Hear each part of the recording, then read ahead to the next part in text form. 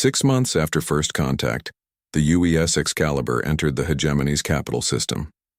Admiral Sarah Chen stood on the bridge of humanity's most advanced warship, watching the massive orbital cities of Vexthar Prime grow larger on the screen. No human had ever seen the hegemony's heart world before. No enemy had ever reached it alive. Today, she came not as a conqueror, but as a peacekeeper. "Admiral, we're being scanned by over 300 defense platforms," reported Commander Torres. "Each one carries enough firepower to destroy a fleet." "Let them scan," Sarah replied. "They need to understand what they're dealing with." The Excalibur existed in 47 different dimensional states now. The ship's quantum lock technology had evolved beyond even human understanding. Earth scientists were creating things that seemed to work through pure force of will. The vessel could rewrite local physics, exist in multiple time streams, and project force across impossible distances. The hegemony's sensors detected all of this. On the command platform orbiting Vexthar Prime, Defense Coordinator Klethmos watched readings that hurt his brain to contemplate. The human ship registers as existing in our dimension, and 46 others simultaneously, his chief scientist reported. "Sir, it's not just a warship. It's a piece of living space-time. Our weapons can't target something that exists everywhere and nowhere at once." Klethmos had overseen the capital's defenses for 30 years. He had prepared for attacks by every known enemy in the galaxy. He had never imagined facing something that transcended the basic laws of reality. "Stand down all weapons," he ordered. "Do not lock onto the human vessel under any circumstances." "Sir, that's not a ship coming toward our world. That's a force of nature with humans inside it. If they wanted to destroy us, we'd already be dead." The truth of those words echoed across the system. The Excalibur moved through the hegemony's strongest defenses like they didn't exist. Point defense turrets tracked empty space, shield generators, protected against weapons that fired from outside normal time. The greatest military stronghold in the galaxy was helpless. Sarah opened a communication channel to the planet below. "Council Prime Zarthek, I am Admiral Sarah Chen of the United Earth Navy. I request an audience with the Hegemony Council." The response came quickly. Too quickly, Sarah realized. They had been expecting this moment. "Admiral Chen, the Council will see you. Landing Bay 7 is being prepared for your shuttle." "I won't be taking a shuttle," Sarah said. "I'll be transporting directly to your council chambers." Before anyone could respond, Sarah activated the ship's personal quantum lock system. The technology allowed her to exist in the same multidimensional state as her ship. One moment she stood on the Excalibur's bridge. The next, she materialized in the center of the Hegemony Council chambers. 12 different species stared at her with expressions ranging from awe to terror. The most powerful beings in their corner of the galaxy faced a human woman who had just casually violated every law of physics they understood. "Council members," Sarah said, nodding politely. "Thank you for agreeing to meet." Council Prime Zarthek found his voice first. "Admiral Chen, your arrival method is unprecedented." "Everything about this situation is unprecedented," Sarah replied. "Your species has ruled this region for 1,000 years. My species achieved interstellar flight 50 years ago. Yet here we are with humans holding all the advantages." She gestured around the chamber. "You built this place to demonstrate your power. Massive halls, expensive materials, guards everywhere, all designed to intimidate visitors and remind them of your strength." Sarah smiled. "But power isn't about impressive buildings or ancient traditions. It's about capability. And right now, humans have capabilities your people can't match." Council member Vixtal leaned forward. "What do you want from us?" "Nothing," Sarah said simply. "That's what makes this conversation possible. We don't want your territory, your resources, or your surrender. We want coexistence." Fleet Admiral Corex spoke up. "Your ships patrolled dozens of systems that were once ours. How is that not conquest?" "Because we were invited," Sarah replied.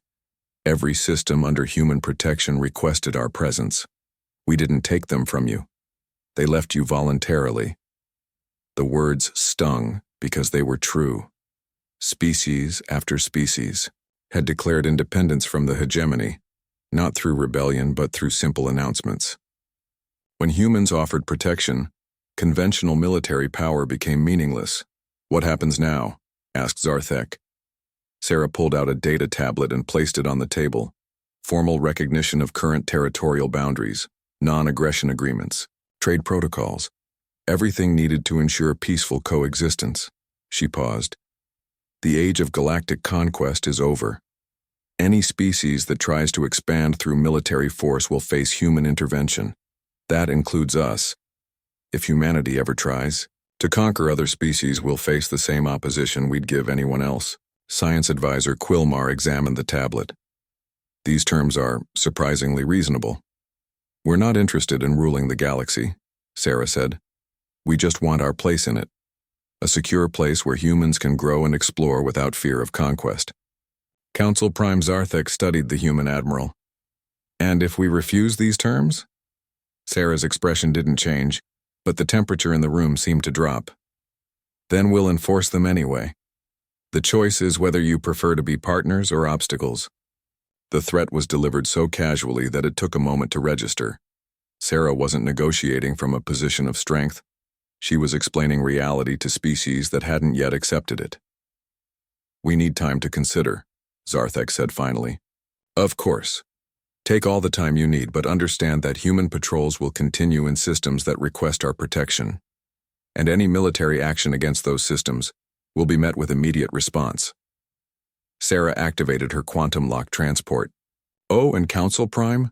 You might want to know that we've found more ruins, much more advanced than the ones on Mars. Human technology is still evolving." She vanished, leaving 12 of the galaxy's most powerful leaders staring at empty space. 3 hours later, the Hegemony Council voted unanimously to accept the human terms. Across the galaxy, similar scenes played out. The Talvari Empire signed trade agreements after a human ship demonstrated the ability to exist in their capital system and their home dimension simultaneously. Warrior cultures either joined human protection forces or retreated to distant systems. Within a year, the galactic map had been completely redrawn. The old empires still existed, but their territories were smaller and their influence limited. Hundreds of independent systems operated under human protection. Trade flowed freely along routes patrolled by quantum-locked ships. Sarah stood on the observation deck of the UES Terra Nova, humanity's new mobile command ship. The vessel existed in over 100 dimensional states and could coordinate activities across multiple galaxies simultaneously. "Admiral, the latest reports," said Commander Torres, now her permanent aide. Sarah reviewed the data. 18 new systems requesting protection this month. The Hegemony has asked for human arbitration in their border dispute with the Talvari. The Free Traders Alliance wants to establish a permanent embassy on Luna. And the science teams on Mars? They found something incredible. Ruins that aren't just technology. They're instructions. A guide for species that reach our level of development. Sarah looked out at the stars. "What kind of instructions?" "How to transcend physical existence entirely. How to become pure consciousness. How to seed new galaxies with life." Torres paused. "Admiral, the builders of these ruins weren't just advanced. They were testing us, seeing if we were worthy successors." Sarah felt a chill of understanding. The quantum lock technology wasn't a weapon. It was a test. Exactly. They wanted to see what we'd do with godlike power, whether we'd become conquerors or protectors. Sarah smiled. And we passed. She activated the ship's quantum lock communication system, sending a message that reached every human vessel in the galaxy simultaneously. "All ships, this is Admiral Chen. Begin the next phase. It's time to explore what lies beyond our galaxy. There are other species out there, other civilizations that might need guidance or protection." As human ships began preparations for intergalactic exploration, Sarah thought about how far they'd come. The massive alien ship appeared above Earth like a dark cloud blocking the sun. Admiral Kethvar stood on the bridge of the Stellar Dominion, watching the small blue planet spin slowly below. His 4 arms moved across the control panels with practiced ease. Behind him, his crew worked in perfect silence. "Communications ready, Admiral," reported his second-in-command. Kethvar nodded. This was routine. He had done this 10,000 times before on 10,000 different worlds. The formula never changed. Show overwhelming force. Give them a choice. Wait for surrender. Move on to the next planet. Begin transmission, he ordered. The message went out in perfect English, translated by E. 6 months ago, humanity was alone and vulnerable. Today, they were the galaxy's protectors and guides to transcendence itself. The ancient builders would have been proud. In the deepest ruins on Mars, sensors recorded her thoughts and began the final phase of their million-year plan. Humanity had proven worthy of the ultimate gift, the knowledge of how to become something more than mortal. The galaxy was just the beginning. Admiral Kethvar had never experienced confusion like this before. He stood in his private quarters aboard the Stellar Dominion, staring at reports from his xenopsychology team. Every analysis came back with the same conclusion: impossible. Sir, his chief psychologist entered the room. We've run the behavioral model 17 times. The humans don't fit any known patterns. Kethvar turned to face her. Explain. Every species we've conquered follows predictable responses to overwhelming force. Warriors fight until defeat becomes obvious, then surrender to save lives. Peaceful species immediately negotiate. Hive minds calculate odds and choose survival. But humans, she paused, consulting her tablet. Humans appear to be treating this as entertainment. Entertainment? Kethvar's forearms gestured in disbelief. We threatened to destroy their entire world. Yes, sir. And they made jokes about it. Our computers have identified over 10 million separate humorous references to our ultimatum in just 72 hours. They've created songs, pictures, and something called memes mocking our fleet. Kethvar walked to his window, looking down at the blue planet below. Perhaps they're simply too primitive to understand the threat. That's what we thought initially, sir. But our analysis shows they have nuclear weapons, space travel, and global communication networks. They understand destruction. They're just not afraid of it. On Earth, the situation was indeed different from what the aliens expected. While people joked and laughed, world governments worked frantically behind the scenes, but not in the way the Zephyrians predicted. General Morrison stood in the Combined Space Command bunker, surrounded by screens showing defensive positions around the planet. But something strange was happening. Instead of the usual military chaos of preparation for war, there was an odd sense of determination mixed with excitement. General, we're getting volunteer requests faster than we can process them, reported Colonel Santos. Retired veterans, civilian pilots, even teenagers with flight simulator experience. Everyone wants to help. What about our defense platforms? Morrison asked. Operational, but Santos hesitated. Sir, the engineering teams have been making modifications we never authorized. Morrison raised an eyebrow. What kind of modifications? Well, the Luna base team attached their mining equipment to the defense turrets. The Mars station crew has been building something they call kinetic impactors, using their supply containers. And the asteroid miners have started organizing into what they're calling a civilian defense fleet. Morrison looked at the screen showing dozens of modified civilian spacecraft moving into position around Earth. Cargo haulers with welded armor plates. Research vessels with improvised weapons. Even luxury yachts with military hardware strapped to their hulls. This is madness, he muttered. Yes, sir, Santos agreed. But it's organized madness. They're coordinating through gaming networks and social media. Someone set up a website where people can volunteer for different missions. They're treating it like the world's largest video game. Meanwhile, Dr. Sarah Chen had gathered a team of scientists to study the alien fleet. Her initial observation about their predictable tactics had grown into a full analysis. Look at this, she told her team, pointing to a display showing alien ship movements. They maintain perfect formation. No variation in spacing, no deviation from standard patterns. It's like they're following a computer program. Her colleague, Dr. Martinez, nodded. Our radio telescopes are picking up their communications. They're incredibly efficient. No wasted words, no emotion, no adaptation to changing circumstances. That's what worries me, Sarah said. They're too perfect. No successful military force in human history has been this rigid. Maybe that's why they've been successful, suggested another scientist. Superior technology and predictable tactics work against most opponents. Sarah shook her head. But they've never fought humans before. We don't do predictable. As if to prove her point, reports came in from around the world.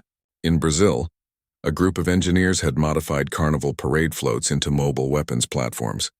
In Scotland, Highland regiments were practicing traditional battle charges with modern armor and weapons.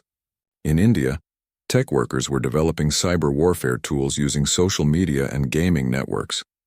The aliens' perfect intelligence network couldn't make sense of any of it.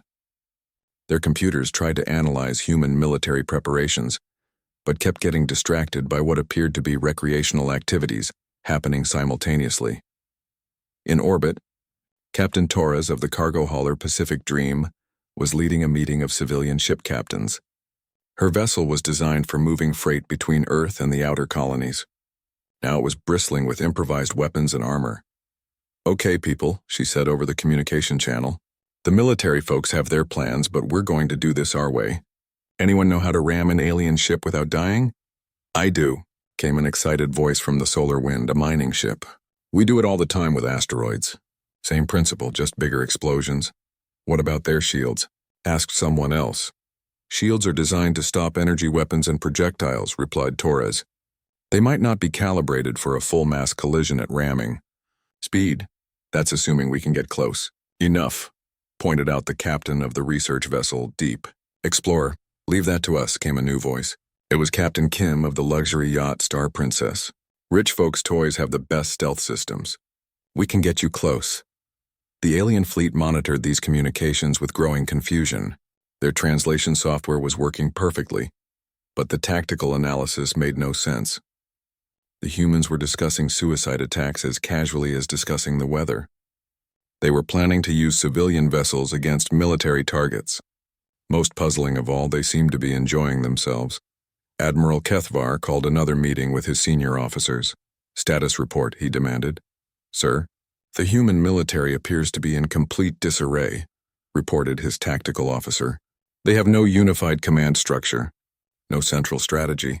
Their forces are scattered across the planet with no apparent coordination." "Excellent. We can begin the invasion as planned." "However, sir," the officer continued, "there are some unusual factors. The humans have approximately 50,000 civilian spacecraft moving into defensive positions. Many have been modified with weapons. Civilian resistance is expected. We'll sweep them aside with the first wave. Also, sir, our psychological warfare division reports total failure of all standard techniques. Fear-based messaging has been turned into entertainment. Propaganda has been mocked publicly. Even our demonstration of force was treated as a recreational event. Kethvar felt something he hadn't experienced in centuries: uncertainty. His communications officer spoke up. "Sir, we're receiving another message from Earth." "Put it through." The screen lit up. But instead of President Chen or a military leader, it showed a young human female sitting in what appeared to be a domestic setting. "Hi there, Admiral Kethvar," the human said cheerfully. "This is Maya from Detroit. I'm the one who laughed at your ultimatum. I just wanted to let you know that we've started a betting pool on how long it takes you to realize you picked the wrong planet to mess with. Current odds are 3-1 that you'll be running away within a week. Want to place a bet?" The transmission ended. Admiral Kethvar stared at the blank screen. His officers waited for orders. The human response defied every military manual, every psychological profile, every strategic analysis in the hegemony's vast databases. "Sir?" prompted his tactical officer. Kethvar straightened in his command chair. Perhaps the humans were simply too primitive to understand proper military protocol. Once they saw the true power of the hegemony, they would learn respect. "Begin the attack," he ordered. "First wave, target their military installations. Standard pacification protocol." His officers moved to comply. None of them noticed that for the first time in 300 years, Admiral Kethvar's perfect tactical plans were about to meet something they had never encountered before: complete, chaotic human unpredictability. As the alien fleet moved into attack position, Earth's response was unlike anything they had studied. Instead of fleeing civilians and desperate military countermeasures, they detected massive amounts of communication traffic that seemed more appropriate for a festival than a battle. On the Pacific Dream, Captain Torres checked her improvised weapons one last time. "Okay, everyone," she broadcast to the civilian fleet, Remember, we're not trying to win a conventional space battle. We're trying to be so weird and unpredictable that they can't figure out how to fight us. What's the plan? Asked someone. Torres grinned. There is no plan. That's the plan. The first shots of the war were about to be fired, and neither side was prepared for what was about to happen. The first wave of alien fighters screamed through Earth's atmosphere like silver bullets. Admiral Kethvar watched from his command ship as his perfect formations approached their primary targets: military bases, orbital platforms, and communication centers. Everything was proceeding exactly according to plan. Then the plan fell apart. Instead of the expected desperate defense by organized military units, the alien pilots found themselves facing something unprecedented: chaos with purpose. Lieutenant Zexhai led the first attack squadron toward the lunar defense platform. His targeting computer identified the structure, calculated its weapons capacity, and plotted the standard attack approach. But as his fighters closed in, something impossible happened. The platform exploded, not from alien fire but from self-destruction. The humans had blown up their own defensive position before the aliens could even attack it. But as Zexhai's fighters flew through the debris field, they discovered the explosion wasn't random destruction. It was a trap. Hidden among the wreckage were dozens of small civilian spacecraft, their engines cold, drifting like debris. As the alien fighters passed through, the civilian ships suddenly came alive. Mining lasers, normally used to cut through asteroids, sliced through alien armor. Construction mechs designed for building space stations grabbed fighters with massive manipulator arms and crushed them. "This is Zexhai to command," the alien pilot broadcast frantically. "We're under attack by construction equipment." On Earth's surface, the chaos was even worse. The aliens targeted what their computers identified as military command centers. But when their plasma cannons struck, they discovered many of the military bases were actually schools, hospitals, or shopping centers with fake electronic signatures broadcasting military communication patterns. Meanwhile, the real military command centers were hidden in unexpected places. General Morrison was coordinating Earth's defense from a modified subway station in New York. The European command center was operating out of a medieval castle in Germany. The Asian defense grid was being run from a floating restaurant in Hong Kong. "Status report," Morrison demanded from his underground command post. "Sir, the aliens just destroyed 17 military targets," reported Colonel Santos. "Casualties?" "None, sir. They were all decoys. The aliens are shooting at empty buildings while our real forces are untouched." Above Earth, Captain Torres of the Pacific Dream was putting her improvised plan into action. Her cargo ship wasn't designed for combat, but it wasn't designed to follow standard military tactics either. "All civilian ships, this is Torres," she broadcast on the open channel. "Remember, we're not trying to outfight them. We're trying to outweird them." The Pacific Dream accelerated toward a Zephyrian cruiser, but instead of following a standard attack vector, Torres began flying in a pattern that made no tactical sense. She spiraled, looped, and changed direction randomly while playing mariachi music on all communication frequencies. The alien cruiser's defensive systems couldn't get a lock on her ship because they were programmed to predict logical attack patterns. Torres's completely illogical approach confused their targeting computers. At the last moment, Torres fired her modified mining laser directly into the cruiser's engine section while performing a barrel roll and screaming, "Viva Mexico!" into her radio. The Zephyrian ship's shields were designed to stop conventional weapons fired from conventional angles. They weren't prepared for a mining laser fired by a cargo ship doing aerobatics while playing music. The cruiser's engine exploded. Across the battlefield, similar scenes played out. Human defenders weren't following any military manual because they weren't professional soldiers. They were miners, farmers, truckers, and engineers who had learned to solve problems with whatever tools they had available. The Solar Wind, a mining vessel, used its asteroid-grabbing equipment to snatch alien fighters out of space and fling them into each other. The luxury yacht Star Princess used its advanced stealth systems to appear behind enemy ships and blind their sensors with disco lights and fog machines. Group of research vessels from the Deep Space Science Consortium had converted their sensor arrays into communication jammers. They broadcast everything from death metal music to children's television shows on alien frequencies, making coordination impossible. But the most effective human tactic was coordination through chaos. While the aliens relied on rigid command structures and predictable formations, the humans used social media, gaming networks, and crowdsourcing to coordinate their defense. Maya Johnson, the teenager from Detroit who had laughed at the alien ultimatum, was now running a live stream that had become an unofficial command center for civilian volunteers. "Okay, everyone watching," she said to her camera while monitoring dozens of communication channels. "We've got alien fighters approaching the Australian defense grid. Anyone in that area with a spacecraft? They're using formation Delta 7, so approach from below and to the left. Trust me, I've played enough space combat games to know their weak spots." Thousands of viewers were relaying her tactical advice to human defenders across the solar system. The aliens had never encountered an enemy that crowdsourced their military strategy in real time. Dr. Sarah Chen was watching the battle from CERN's command center, and what she saw confirmed her worst fears about the alien strategy. "They're not adapting," she told her team. "Look at their formation changes. Same patterns, same responses. They're fighting us like we're every other species they've conquered." "Is that bad?" asked Dr. Martinez. "It's terrible for them. They have superior weapons and shields, but they're using them predictably. Every time they change formation, our people figure out the pattern and counter it." She pointed to a tactical display showing alien fleet movements. "See how they always pull back damaged ships to the rear? Our civilian miners are using that predictability to set ambushes." Indeed, Captain Wilson of the asteroid mining ship Rock Crusher had noticed the alien pattern and was exploiting it ruthlessly. "Every time we hurt one of their ships, they retreated to grid reference 7 Alpha, he reported to the civilian fleet. "I'm going to hide some cargo containers full of explosives in that area. When they pull back the next damaged ship, the trap worked perfectly.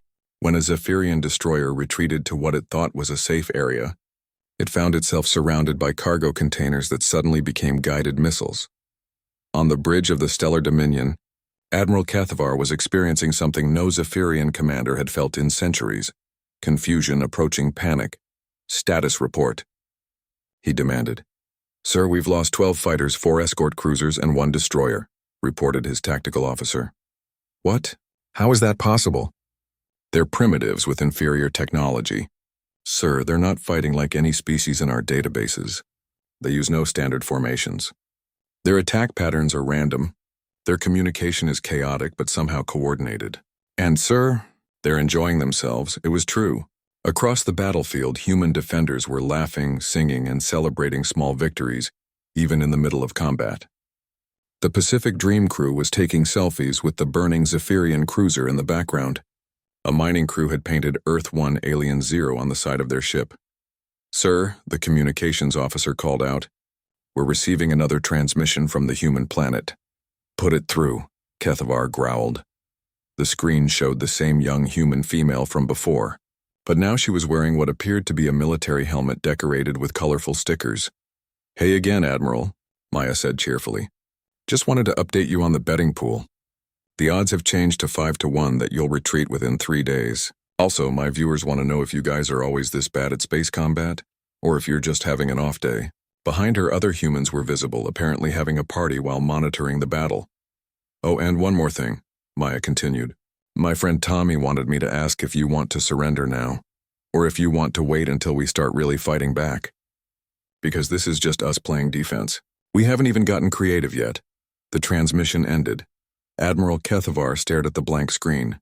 In 300 years of conquest, he had never encountered anything like this. The humans were treating the destruction of his fleet like a video game. They were using civilian equipment as weapons. They were coordinating through entertainment broadcasts. Worst of all, they were winning. "Sir," his second-in-command asked quietly. "Orders?" Kethavar looked at the tactical display. His first wave was in full retreat. His formation was broken. His communication channels were jammed with human music and something called memes. For the first time in his career, he wasn't sure what to do next. "Pull back the fleet," he ordered. "Full retreat to safe distance." "Sir? Are we withdrawing from the system?" "No," Kethavar said firmly. "We're regrouping. The humans may have surprised us with their unusual tactics, but we are still the Zephyrian hegemony. We will adapt." As the alien fleet pulled back, Earth erupted in celebration, but Dr. Sarah Chen wasn't celebrating. She was studying the alien retreat pattern with growing concern. "They're not running away," she told General Morrison. "They're learning from this battle. When they come back, they'll be ready for our chaos tactics." Morrison nodded grimly. "How long do we have?" Admiral Kethvar stood in the communications chamber of the Stellar Dominion, watching the holographic display of the Hegemony's Supreme Council. 5 of the most powerful beings in the galaxy stared back at him with expressions ranging from confusion to anger. "Explain," commanded Supreme Chancellor Veltar, her voice carrying the authority of 1,000 conquered worlds. "The humans do not follow standard military doctrine," Kethvar began. "They coordinate through chaos. They use civilian equipment as weapons. They treat warfare as entertainment." "You're telling us," said Counselor Merkan slowly, "that a primitive species defeated our first wave by not following proper military procedure?" "They didn't defeat us," Kethvar corrected quickly. "They forced a tactical withdrawal. But yes, their unpredictable methods caused unexpected casualties." The Council exchanged glances. In the 3,000-year history of the Zephyrian hegemony, no species had ever forced them to withdraw from a first engagement. "Reinforcements are being dispatched," announced Chancellor Veltar. "The 4th Battle Fleet will arrive in your sector within 10 standard days. You will have 1,000 ships instead of 50. Crush these humans and restore the hegemony's reputation." The transmission ended, leaving Kethvar alone with his doubts. More ships would help, certainly. But he was beginning to suspect that the problem wasn't the size of their force. It was something deeper, on Earth. The human response to their victory was exactly what Dr. Sarah Chen had feared. They got more creative. The success of the civilian defense fleet had inspired people around the world. If cargo ships and mining vessels could fight alien cruisers, then any piece of human technology could potentially become a weapon. In Brazil, the Carnival float engineers had created something they called mobile party platforms. These were essentially armored vehicles designed to look like giant parade floats, complete with music systems and decorative lights.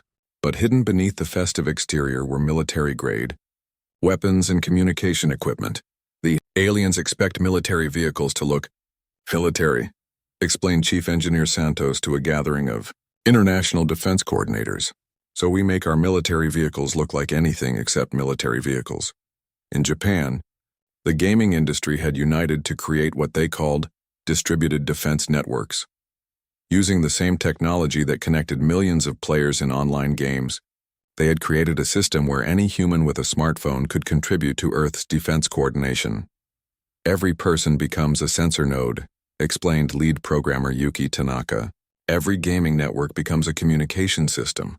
We can coordinate defensive actions across the entire planet, using the same technology people use to play online games."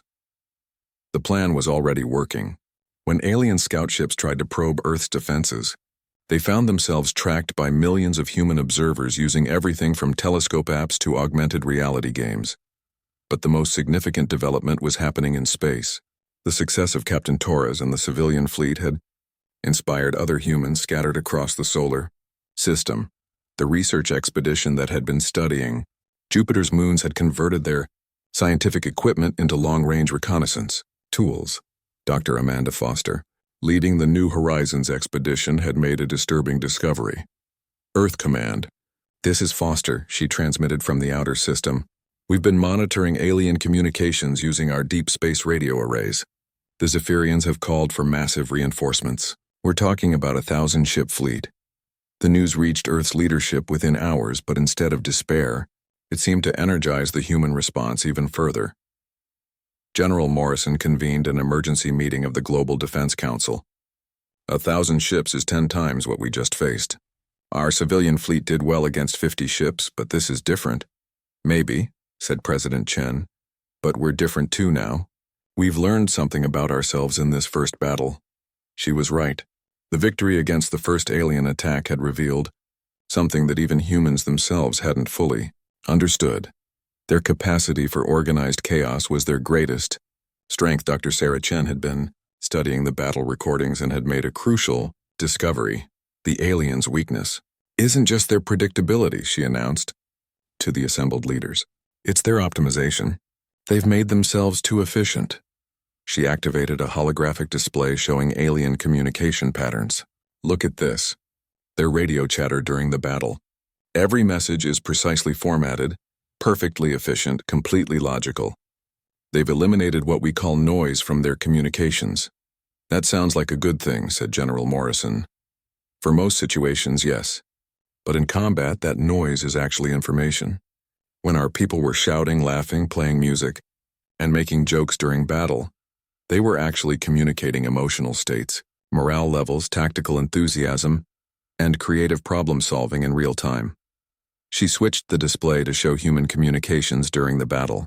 It looked like complete chaos, but patterns were visible if you knew how to look. The aliens couldn't process our noisy communications, so they missed crucial tactical information. They're fighting an enemy whose communication system they can't understand, using tactics they can't predict, with motivation they can't analyze. This insight led to a new strategy. If the aliens couldn't understand human noise, then Earth would give them more noise than they could handle. The plan that emerged was ambitious beyond anything attempted in human history. Every human settlement in the solar system would participate in a coordinated defense that would make their first battle look organized by comparison. Captain Torres, now promoted to informal admiral of the civilian fleet, was coordinating with mining operations throughout the asteroid belt. We're not trying to stop 1,000 ships, she explained to her expanded fleet. We're trying to confuse 1,000 ships, make them so uncertain about what we're doing that they make mistakes.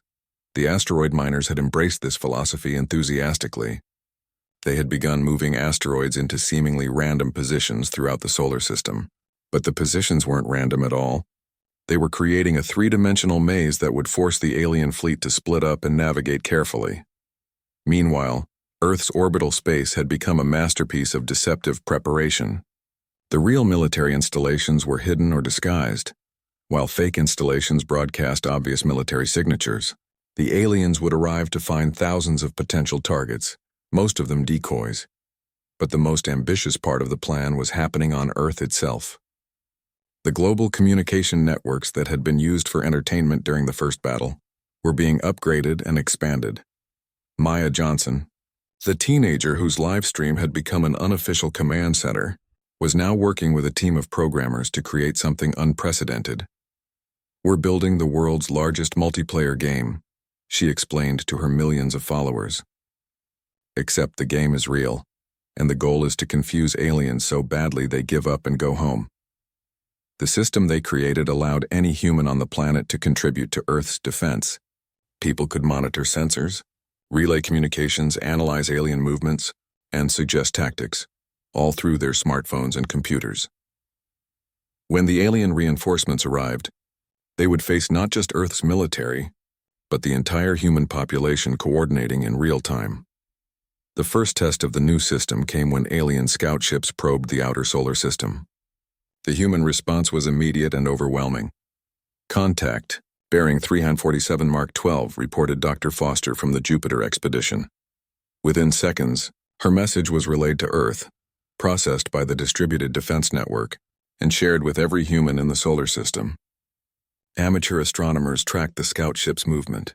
Gamers calculated intercept courses. Social media users coordinated communication jamming. The alien scouts found themselves tracked by millions of sensors, followed by hundreds of civilian spacecraft, and bombarded with so much communication noise that their equipment overloaded. They retreated without gathering any useful intelligence. Admiral Kethvar received their report with growing frustration. They learned nothing? Sir, the humans appear to have turned their entire population into a military network, reported his intelligence officer. Every communication device on the planet is part of their defense system. Every civilian is a potential combatant. We can't distinguish between military and non-military targets because the distinction doesn't exist. Kethvar studied the tactical projections.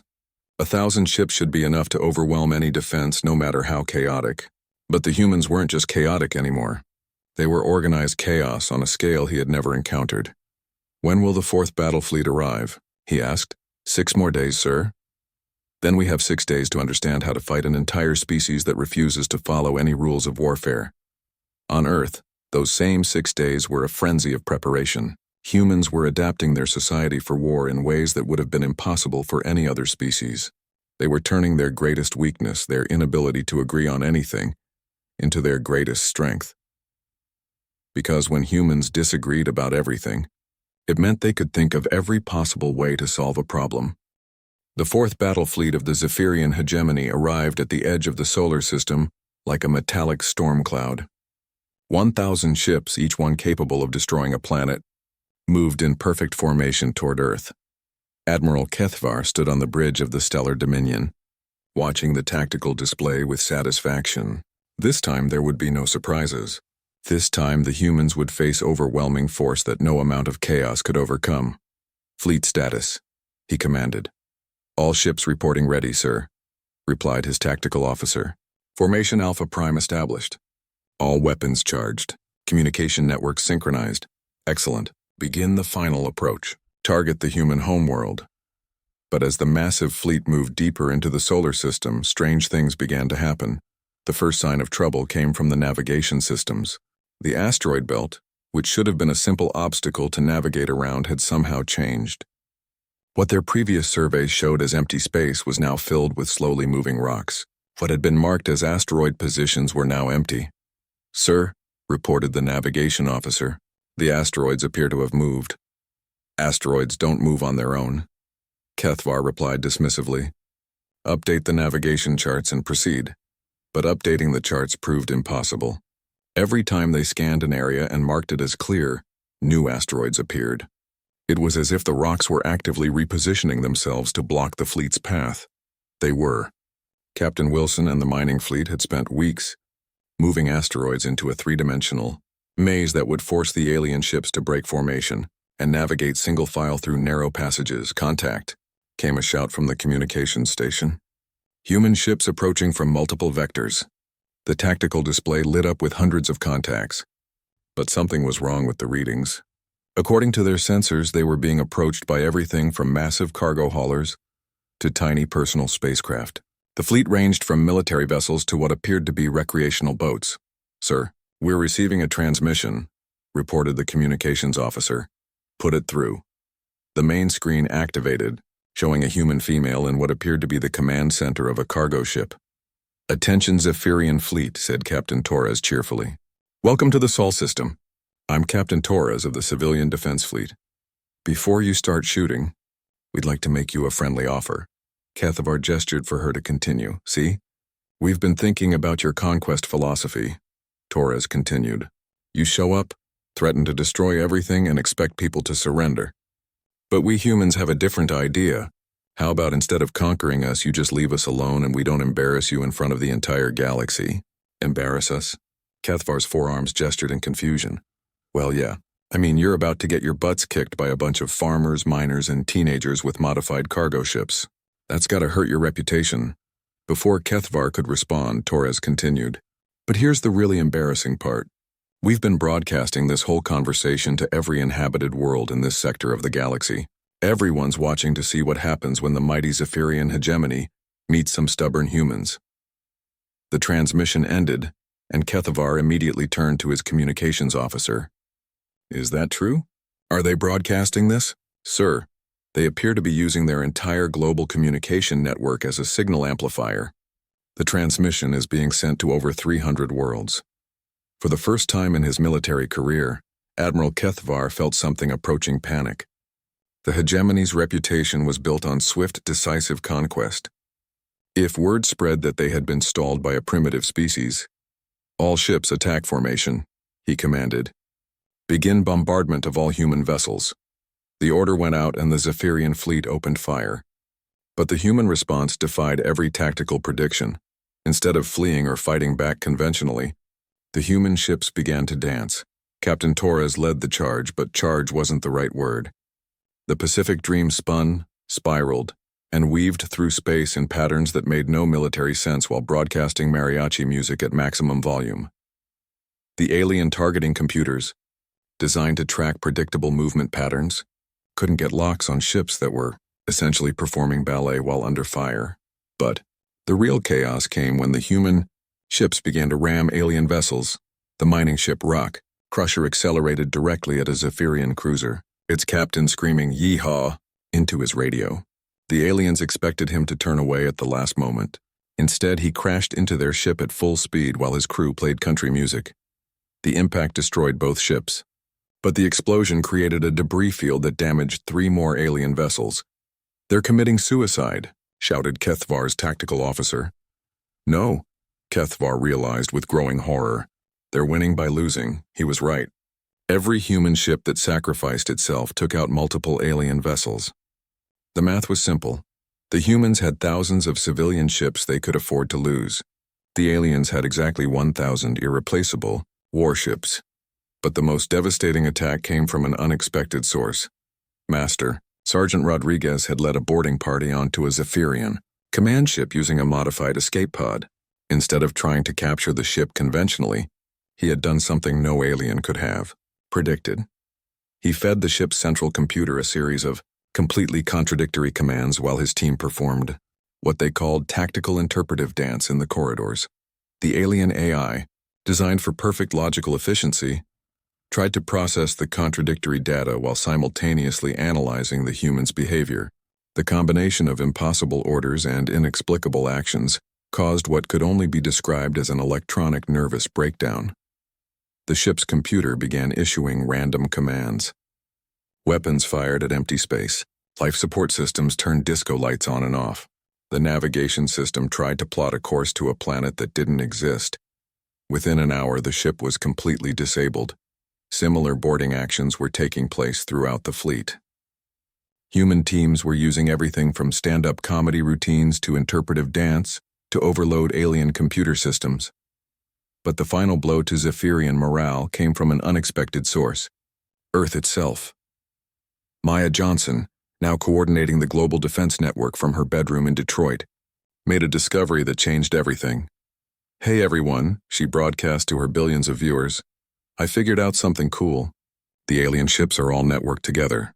They share information automatically, so if we can confuse one ship badly enough..."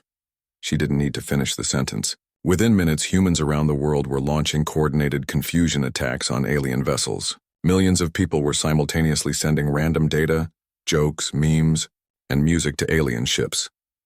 The Zephyrian fleet's communication network, designed for perfect efficiency, couldn't handle the chaos. Ships began receiving contradictory orders, false information, and data that made no logical sense. Admiral Kethvar watched his perfect fleet dissolve into chaos. Ships were firing at each other. Navigation systems were plotting impossible courses. Some vessels had simply stopped responding to commands entirely. "Sir," his second-in-command approached hesitantly, "perhaps we should consider a tactical withdrawal."